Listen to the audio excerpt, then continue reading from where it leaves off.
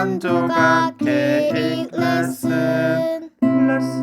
자, 오늘은 PC 마지막 시간입니다. 자, 저번 시간에 했던 벽 부분 어떻게 마감을 하는지 하고, 그 다음에 횡력장 시스템, 이거 제가 적어놨습니다. 횡력장 시스템의 전단벽과 혹은 브레이스, 철골 브레이스 시스템. 그래서 PC는 콘크리트고요.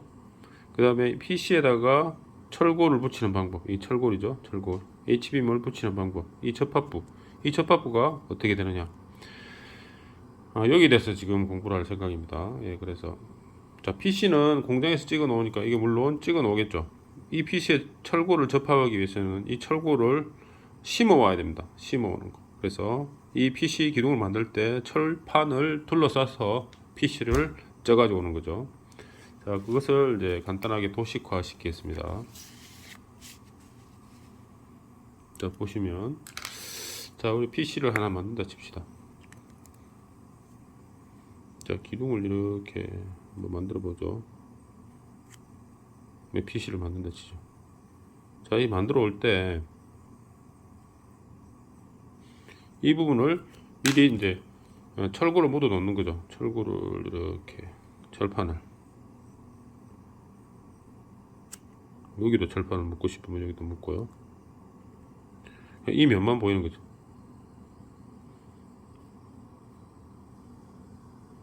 이런 철판을 안에다 묻어 두는 겁니다. 이런 PC를 만들 때 철판을 묻어 두고, 이 친구를 이제 용접하고 싶으면 HBM을 이렇게 밑으로 이렇게 용접이 되겠죠. 브레이스를 넣어줄 때 이렇게 넣어주면 되겠죠. 아시겠죠? 자, 이 부분을 오늘 볼 생각입니다. 그래서 이걸 위에서 보면 어떻게 되냐면 이렇게 되겠죠. HBM이 이렇게 둘러싸는 경우도 있겠죠. 이거는 이제 그 기술자마다 다른 방식을 채택하고 있습니다. 그래서 안에 내부적으로는 이러한 철판이 PC 안에 감싸져 있다고 보시면, 물론 이 안 부분은 철근 콘크리트로 되어 있겠죠. 철근도 들어가 있겠고, 철근 한번 표시해 볼까요? 철근이 뭐 이렇게 들어가 있겠죠. 예를 들면 기둥이니까 철근 들어가 있는 사이에 철판을, 이 철판이라죠. 뭐 이거 철근이죠. 뭐 그런 식으로 이렇게 PC를 제작해 오면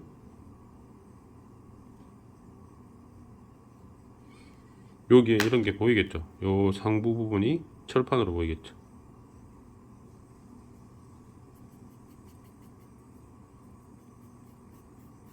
아시겠죠? 거기서 여기 철판이니까 여기에 이제 이 용접이 가능한 거죠. 웰딩이 가능하다. 자, 이 부분, 자, 현장 가서 보고 오겠습니다.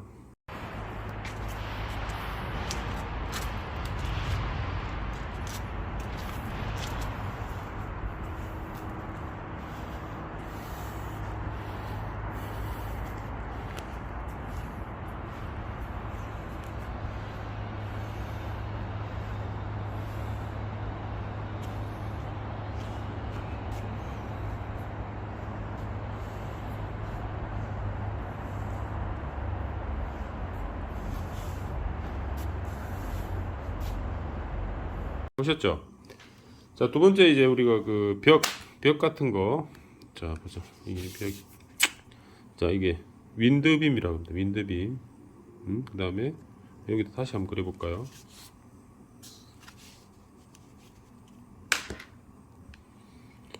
자, PC 구조가 있는데, PC 기둥이 있고요. PC는 주로 이제 11m 스판을 많이 하죠. 11m. 1000, 2, 셋. 예. 그 다음에 높이는 대략 10m. 9m 할 때도 있고 10m 할 때도 있는데, 이렇게 10m가 되어 있습니다. 이 부분에 윈드빔을 이렇게 걸죠.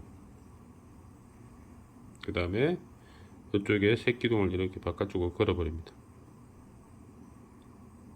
이 친구를 우리가 용어로 바람을 장한다 해가지고 윈드빔이라 부릅니다. 빔이라 부르는 이유는 이쪽 부분이 핀으로 체결되어 있기 때문에 빔으로. 윈드 가드면 이쪽으로 용접을 했을 경우나 이제 강접을 했을 때는 윈드 가드라 부르고요. 핀처를 했을 때는 윈드 빔이라 부릅니다. 그다음에 위에는 이제 새기둥. 그래서 이 부분 시공자들이 도면을 못 보고 거꾸로 시공하는 경우가 많습니다. 왜 그러냐면 우리가 통상 보는 이렇게 세워져 있다고 생각하죠.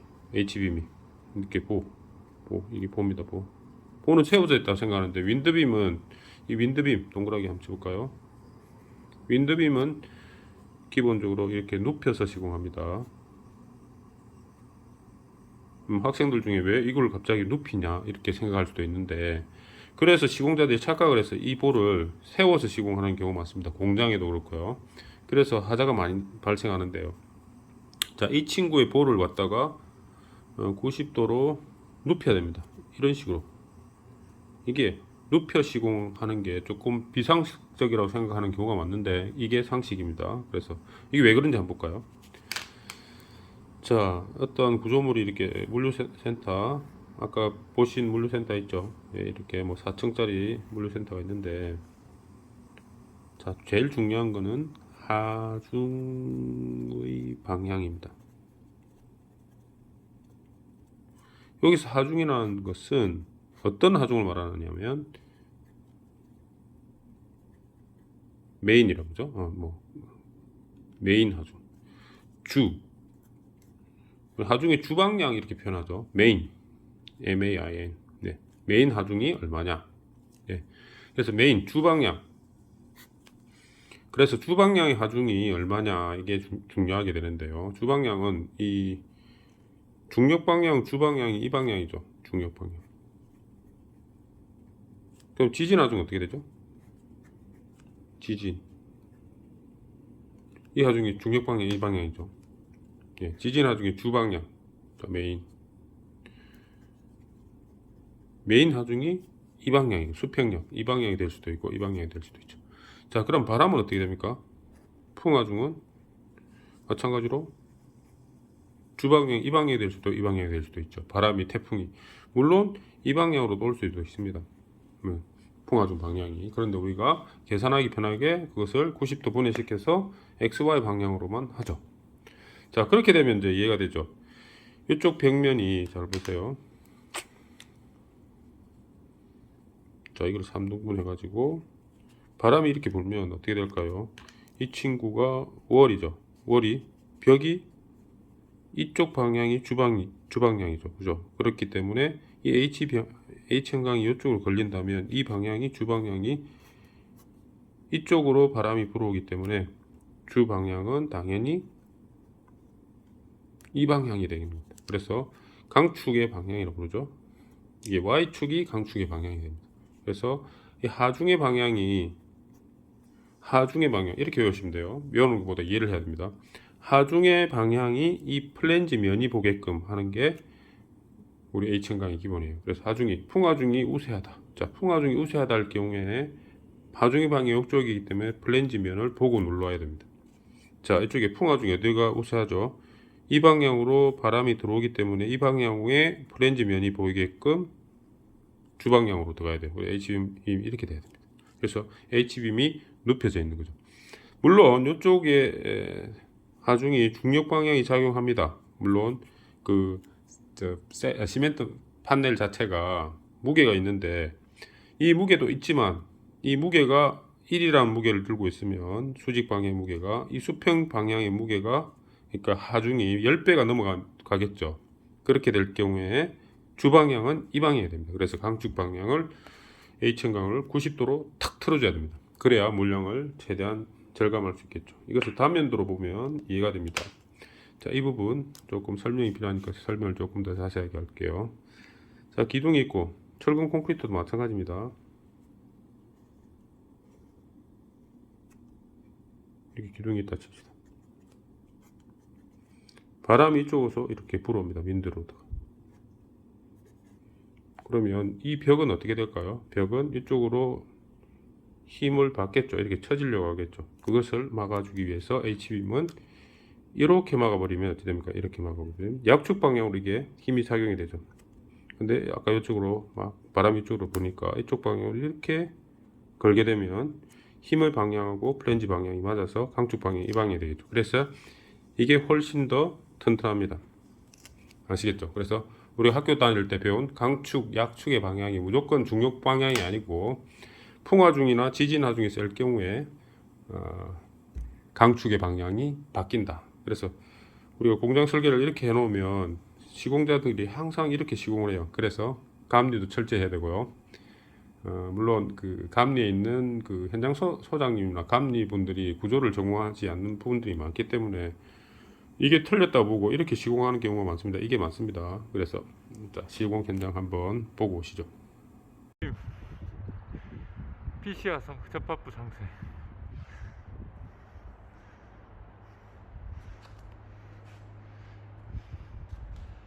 등돌이 부분. 윈드빔 횡처짐 방지 브레이스. 제일 꼭대기는 새끼둥 접합부.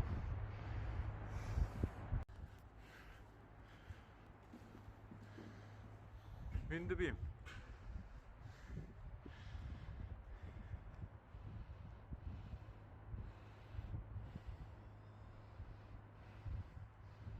곳곳에 가쪽에 브레이스 설치.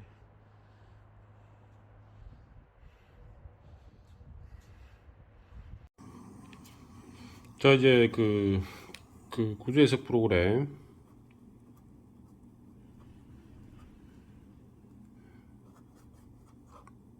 자, 이 프로그램에서 이 부분에 브레이스가 있는 경우하고 없는 경우에 대해서 이쪽에 이제 수평하중, 이게 윈드로드가 되겠죠. 이 수평하중에 대해서 이 변이 델타가 얼마만큼 차이가 나는지, 그리고 이 핀으로 접합된 PC일 경우에는 반드시 이 부분에 브레이스가 필요하다는 것을 설명을 드렸습니다. 그분은 이제 이 변이 값이 얼마만큼 증폭되는지에 대해서 변이 제어하는데 이 브레이스의 기여도가 얼마인지, 구조 해석 프로그램인 이제 마이다스를 많이 사용하죠. 이 프로그램으로 한번 알아보도록 하겠습니다. 자, 이 본 그 건물은 전형적인 PC 구조의 형식을 따르고 있는 건물인데요. 자, 보시다시피 왼쪽은 PC, 오른쪽 PC, 중간 부분은 이제 코어 부분은 이제 RC가 되겠죠. RC고 이 램프 부분도 이제 RC가 되어 있습니다. 그래서 램프 부분 RC, 그 통로 부분은 또 PC예요. PC. 그래서 이 구조물의 시스템을 한번 보면요.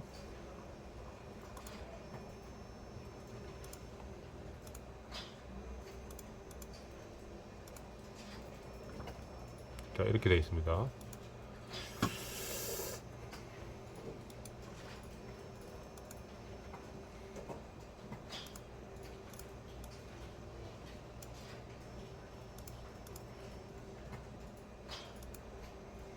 자, 보면 이쪽 방향으로는 지금 커드가 있죠. 이쪽 방향 커드가 있고 이쪽 방향 커드가 없어요. 자, 왜 이렇게 하냐면 PC는 한쪽 방향으로 PC는 이제 공장에서 찍어 나오니까 공기를 단순화하기 위해서 이쪽 방향까지 걸게 되면 공사비도 올라가고 이 접합부가 시공비가 증가가 돼요. 그래서 PC 같은 경우는 한 방향으로 이제 대들보를 보내고 PC를 보내고 그 다음에 이 Y 방향으로는 PC를 안 보내는, 카드를 안 보내는 그러한 형식을 취해서 이제 공사비를 최대한 절감하고 공기를 단축하는 그러한 구조 방식입니다. 여기서 구조 방식을 다시 보면 횡력에 대해서 지금 중앙부 코어가 있죠. 이 코어들 파란색.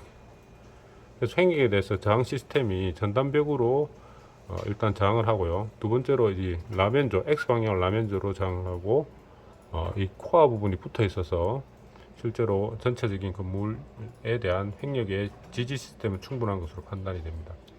통상 그 건물하고 이 뭡니까 이게 지금 램프 부분하고 보통 띄우는 경우가 있는데 저는 개인적으로 붙여서 시공하는 게 건물 전체적으로는 내진적으로 좋다고 판단이 됩니다. 자, 그래서 이 PC 같은 경우는 이제 접합부 자체가 여기 볼까요? 접합부 자체가 이 커더와 커더의 기둥의 접합은 이제 강접으로 되어 있습니다. 핀접이 아니죠. 그래서 시스템상으로 이제 브레이스가 필요가 없지만 아까 설명하듯이 브레이스가 필요한 시스템 자체는 이제 횡력에 대해서 이제 저항할 시스템이 없는 경우, 이런 전단벽이 없는 경우에는 자, 이 부분에 브레이스를 추가를 해서 이제 구조기술자가 판단을 해서 그 부분에 대해서 트러스를 이 부분을 추가하면 변이가 생기겠죠. 그래서 그 변이 형상이 얼마나 차이 나는지 보기 위해서 한번 보도록 하죠. 로드 어사인 플로 로드, 그죠? 그 다음에 윈드로드 한번 볼까요? 윈드로드.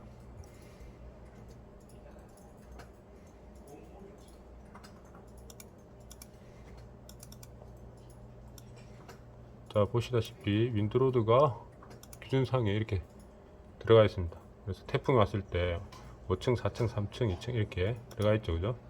자, 이 부분에 대해서 이제 변이가 얼마만큼 들어갔는지, 잘 들어갔는지, 그 다음에 변이가 얼마나, 최상층 변이가 얼마나 생기는지 한번 보면, 자, 뒤로 볼까요?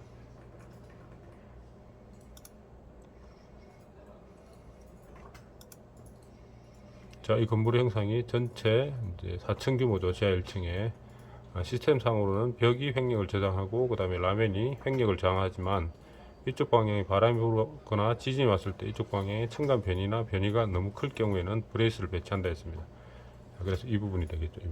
이 부분이 지금 횡력에 대해서 저항할 게 Y 방향에 보호밖에 없습니다.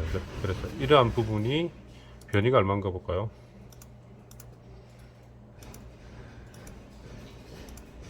DY를 봐야 되겠죠. 예, DY, 윈드 Y. 자, 지금 2mm, 2.2mm 정도 이렇게 생깁니다. 그래서 이 부분에 대해서 너무나 건물에 큰 변이가 생기면 고층이 되거나 8층이 되거나 뭐 10층이 될 경우에 변이 제어를 할 때는 이 부분에 브레이스를 배치하고 이 변이가 얼마나 줄어드는지 한번 보도록 합니다. 자, 이 부분에 변이가 좀 생기거나 지진 하중에 문제가 있을 경우 전체적인 Y 방향으로, 예를 들어 PC 자체가 이제 핀접합되어 있을 경우 시스템에 문제가 생기겠죠. 그럴 경우에 아까 이 브레이스를 배치하면 어떠한 효과를 나타내는지, 아까 지금은 뭐 강접합인데도 아까 이 부분에 브레이스 설치하기 전에 변이가 2.2mm 정도 됐죠. 네, 거기서 이제 브레이스를 한번 설치해 봅시다. 예, 브레이스 한번 설치해 보죠.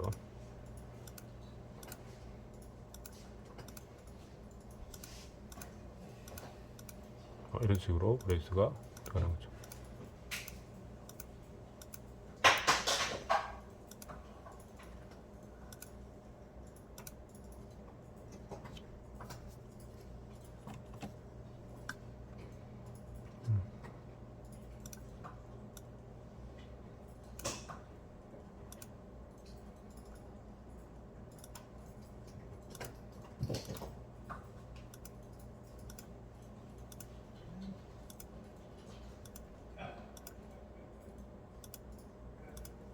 자, 이렇게 설정.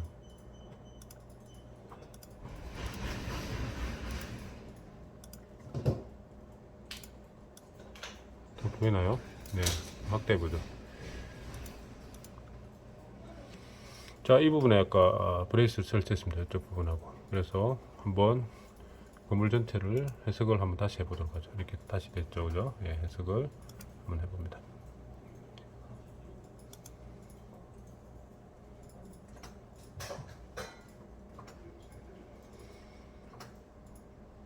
이제 PC 자체가 이제 핀으로 만약에 모든 게 설계, 이 친구도 핀이고 이 친구도 핀이고 다 핀이면 부정적 구조가 되죠. 그래서 횡력 저항 시스템처럼 이러한 전단벽이 항상 필요한 겁니다.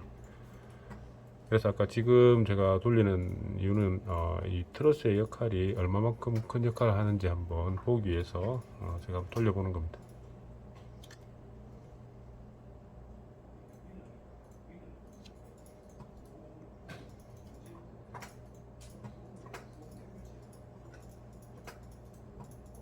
여기 다 돌아갔네요. 예, 뒷폼을 한번 볼까요? 예. 통과 중 Y에 대해서 뒷폼을 아까 봤죠. 예.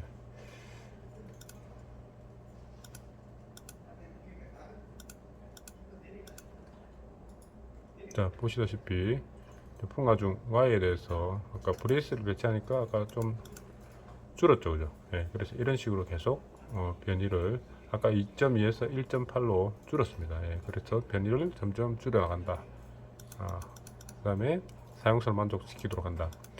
제가 지금 예로 설명드린 것은 그 강제팝에 대한 PC에 대해서 이해를 시키기 위해 했기 때문에 실제하고 좀 다를 수 있습니다. 그래서 핀접합일 경우에는 이러한 브레이스가 없을 경우에는 건물 전체 시스템에 그 안정성에 문제가 있기 때문에 안정을 유지하기 위해서는 핀 구조로 이제 설계된 PC 같은 경우에는 반드시 이러한 브레이스 시스템이 X, Y, X 방향으로 다 필요하다라고 생각하시면 됩니다. 자, 그러면 전체적으로 변이를 보고, 물론 여기에서 이제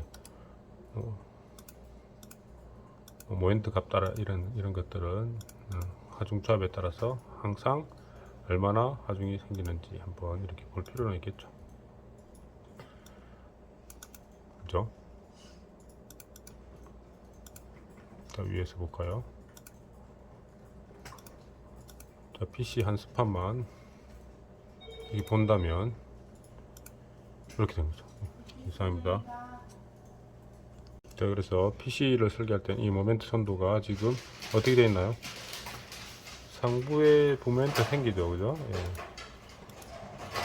이럴 경우 부 모멘트에 대해서 아까 이 접합부, PC 접합부 한번 볼까요?